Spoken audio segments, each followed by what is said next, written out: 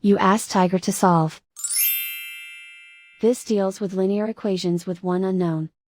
The final result is x equals 3. Let's solve it step by step.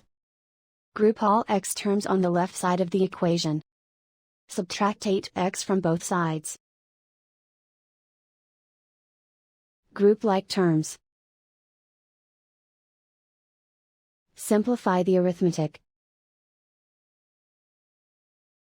Group like terms. Simplify the arithmetic. Group all constants on the right side of the equation. Subtract 25 from both sides. Simplify the arithmetic.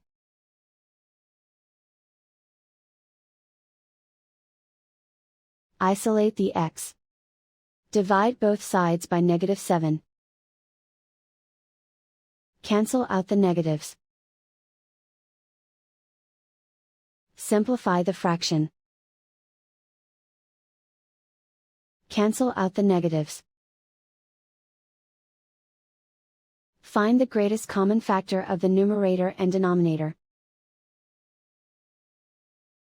Factor out and cancel the greatest common factor. And so the final result is x equals 3.